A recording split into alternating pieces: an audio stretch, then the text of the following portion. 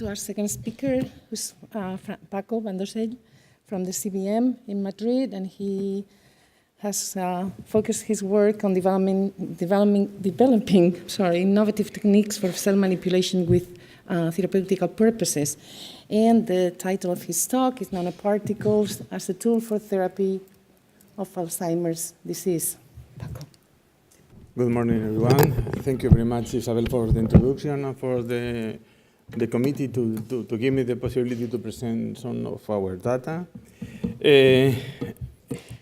Before I start with this specific talk about the nanoparticles, let me introduce the group and the things that we are doing in the group, just to give you a rationale that what is our work.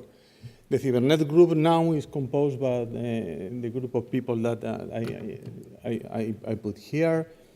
In fact, our group is not a group only located in the Centro de Biología Molecular Severo Ochoa. We start working in the CBM, and then Juanjo Garrido moved back to the Cajal Institute, and then Inés Antón got a position in the CSIC, and then moved to the CMB. In any case, we maintain the collaboration and the work related with the things that I am trying to explain you. Our Cybernet group is interested in the analysis of molecular mechanisms of neurodegeneration, and probably half of this room too. And we are interested. We are focused in three pathologies that are age-related. So the main focus is the analysis of molecular mechanisms. We start working with Alzheimer's disease, and then we move to brain ischemia, and then only 5 years ago, we moved to the conversion glioblastoma to understand this type of brain tumors. Our groups, like as simple definition, our group is interested in signaling. We're trying to define the mechanisms that are undergoing in this type of pathology, and then we try to analyze and identify new hotspots. However, I don't want to give you the impression that we are interested in the three pathologies. Quite the contrary. We're interested in the common mechanisms that are modified in the pathologies, and for almost 10, 12 years, we are focusing in the signaling pathway triggered by tyrosine kinase, and we did a lot of. Wait a moment, please. Something happened with the pointer.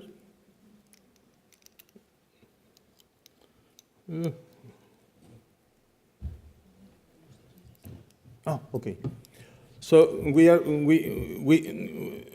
start working with the tyrosine kinase signaling, and we put a lot of work in the signaling that Nacho commented yesterday. That this is the EGF receptor, insulin receptor, PI3 kinase, AKT, and the system, and how this signaling is modified in the three pathology. So considering this specific type of work that I can define as the basic science that we are doing, we are following now 3 different projects that I am not going to comment today. The first project is in Alzheimer's disease. We are trying to analyze the role of mTORC1 and how the mTORC1 is controlling the autophagy, and how this autophagy is modified in the Alzheimer's model. In the ischemia model, we are analyzing something similar,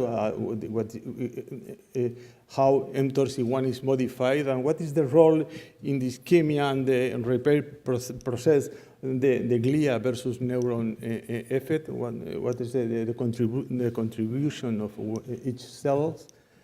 And the third project that we are now working is the conversion glioma to glioblastoma. We define a new pathway that is relevant for the initiation of a tumor, and when we block some of these elements, the glioma is stopped.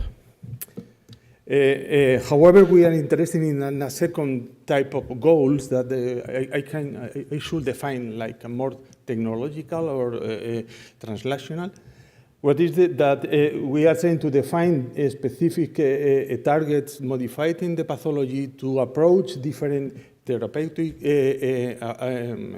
analysis, or to improve different drugs, or to establish collaboration with the biotech industry to trying to find new molecules. In this particular goal, we are working almost exclusively in the Alzheimer model. So the first decision that we took almost 12 years ago was the choose one animal model. We choose the animal model. It is the double transgenic mice APP-PS1, containing the human mutation in APP and one deletion in the PS1. So I don't have to explain in this room the pathology. So in this mouse, the activation of presenilin-1 and the presence of extra amount of APP generate a lot of amyloid that is aggregate as a plaques, and then they modify the signaling in many places, let's say, and then modify the phosphorylation status of tau that, in particular in this mouse, is not going to generate tangles, but only different phosphorylation levels of tau. I'm going to escape to this because it's not.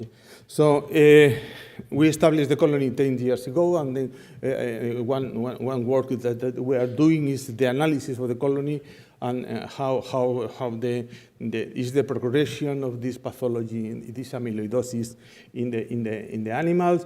So we almost took every month a mouse, and then we are doing two types of analysis. One is the determination of amount of human amyloid accumulated in the brain with a specific ELISA of 140, 142.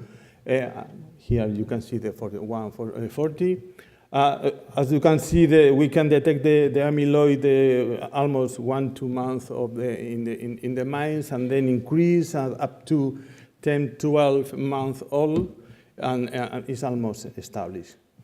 With respect to the accumulation of plaque, we can detect some plaques. Here you can see one that looks like diffuse plaques, and then accumulate along the aging of these mice. The second aspect that we did along these, let's say, 10 years was the analysis of sex-specific accumulation, because we have some data, initial data, that suggests that the accumulation is not the same in male that in female, which maybe is relevant in human. So we did the determination in plasma, and as you can see in plasma, there are a shift of accumulation in females and a decrease in the older mice. And then we did the same with the section. We almost did a very constant month-by-month analysis of these animals, and you can see we determine the difference of plaque territory in males and female, which is in the cortex is not so different. The surprise was that then we did the same with the cerebellum. The cerebellum, male and female, behaved clearly different, and you can see here the determination. The cerebellum, the female cerebellum is the accumulation is age dependent and is increasing. However, in the male, after 9-10 months, is almost in the steady state. So that is the establishment of the colony. So with the acknowledgement of how behave the colony, we are doing different projects that we consider that they are more technological or more translational. Now we are give you some data about this one. This is was supported by the European project from almost 209 to 214, and then we finished a lot of work almost 2 years ago, and then 2 more projects that are almost running now, but I am not going to explain so much. This project was really interesting because it was not a project that like the normal project that the people in neuroscience is going to do, because it was a project in the program of nanomaterials and nanotechnology, so it's more applied like the project, and was a project that been really huge, 5 years project organized by Professor Massimo Massineri from Milano Bicocca, and after a lot of time searching for partners, the team was 18 laboratories and 1 management company to organize the full project. This is the map of the project. That was the challenge was not only organize the work, but organize the logistics to move things, because the idea of the project was to generate and analyze different nanoparticles. So in some cases, just an example, nanoparticles were maybe generated in Patras University is going to move to Denmark and then modified, and then to move to Madrid or Milan to analyze the nanoparticles. So the logistics of this project was really huge, and was really a challenge for many of the people. Finally, the project was finalized in 2014, and it was a quite successful project, and we finished with more than 16 communications, 50 publications, 4 patents, and was mentioned by the President of European Commission, Durão Barroso, in the final presentation of the 7th framework program as a successful story. This is the work package of this huge project, and we as Cibernet we were enrolled in these 2 items. One was the analysis for the in vivo, to analyze the behavior, the effect of the nanoparticles in vivo in wild-type animals, and then the proof of concept of how is the capacity to modify amyloidosis in our models. Just as a summary of this project, the consortium choose different type of nanoparticles, solid lipid nanoparticles, liposome and iron oxide nanoparticles. These magnetic nanoparticles were the first one to be analyzed, but after 1 year, the derivatization of the nanoparticle was really difficult. Then the people from chemistry moved to liposome. And then the idea was to couple to derivatize nanoparticles with different A-beta ligands well known. So we can expect that, and in some cases we compare the free ligand with the ligand linked to the nanoparticles. In all cases, the nanoparticles were then modified with polyethylene glycol to avoid the clearance by a macrophage when injected. The first 2 elements that we choose were phosphatic acid and cardiolipin, that well-known compound with affinity to 1 beta amyloid affinity. So we determine this is the type of work that the people from the chemistry is always did. It was the determination of the size and the behavior and the zeta potential and the diameter of the structure around 120 nanometers, and then what happened with the modification. In addition, they have to analyze stability, how long can be maintained in the freezer, and hundreds of different things then to move to the next activity, and in that case is the compulsory, how the nanoliposome maintain the affinity for the amyloid beta, and you can see here that in both cases, liposome with CL or PA are able to bind to monomer, oligomers, and more evident fibrils.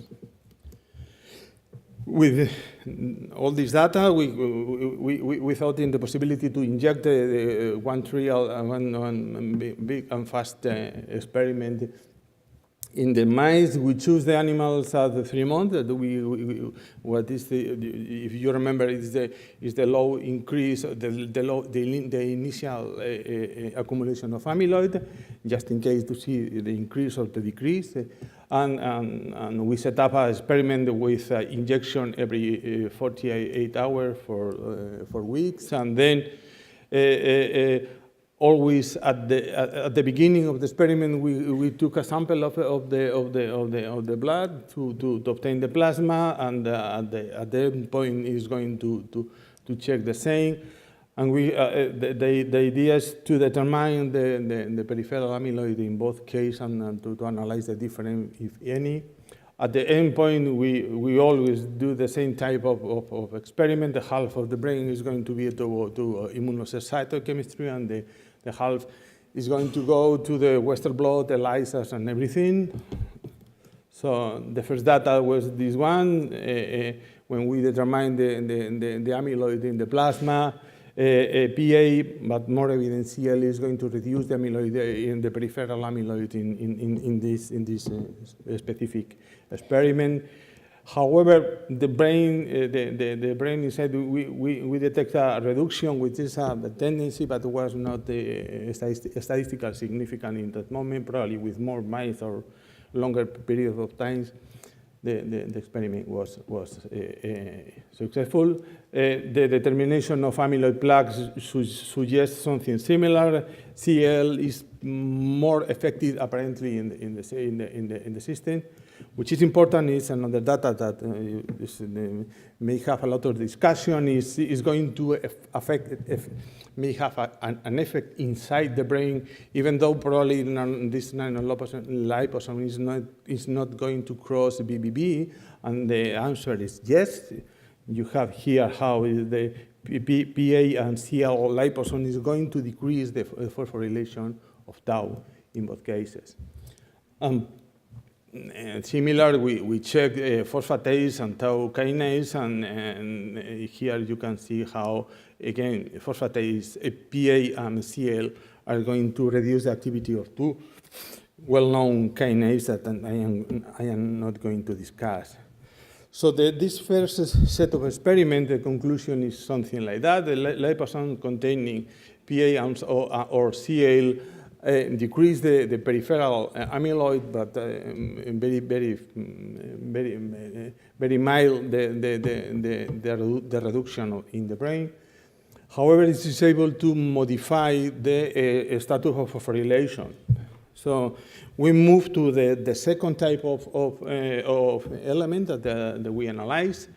In that moment, that was the possibility to link new antibodies to the liposome. Just to remember, in that moment, a few of these antibodies were in clinical trials. So one of the partners, they had a new antibody. The new antibody is Stat Vida company. The Portuguese company had a new antibody. The antibody is we call MAB. And we did a comparative analysis with the one commercial antibody. And you can see here that it's able to recognize APP and oligomers and monomers, and 143, 42, and less 140. So this is the analysis of that the antibody link to the liposome is going to be present, and the amount of antibodies linked by a nanoliposome that was made in Denmark, and then the people from Denmark give us the antibody to do the first experiment. The first experiment was this one, that we inject every 3 weeks for 4 months the mice. And the experiment was very, the short answer was that after using these mice and this protocol, the variation of amyloid is almost zero. So we discussed in one meeting how to modify the protocol, and we decided to move to older mice, and we choose 16-month-old animals to repeat the experiment, and then to move to do a longer period of injection. We choose 6 months, the same amount of antibody, and then every 3 weeks injection, and we did the experiment. And the nice response was that the monoclonal antibodies linked to liposome is clearly reduced the amyloid 140 and 142 in plasma and in brain. And in brain is important, this data is important because the reduction is something similar. This is the control that this is the same age of the animals that we started injecting. And the antibodies apparently maintain the initial amount of antibody of beta amyloid in the brain. The increase is blocked.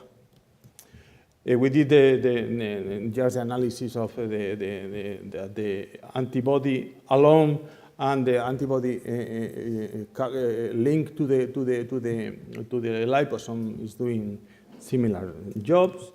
And the control that is modifying different proteins, and in particular I want to focus that again the liposome linked to the amyloid is going to reduce the phosphorylation of tau. In conclusion, these liposome containing antibodies show a clear reduction of the antibody 140 and 142. Reduce the gliosis, and is evident that is more potent, is more efficient, linked to the liposome than the free. Even the free is doing a good job. And second, the liposome containing the monoclonal antibody is able to, in some way, to go inside and to modify the status of phosphorylation of tau. We did this in this project. We did some publication, and the most important point, all this work that was realized that the colony was established by Lara Ordóñez, that is in the room. She was the responsible of the colony and the person that performed all the experiments that you are seeing here. And we have to thanks to the European community and the grants that we are supporting our work. Thank you very much for attention.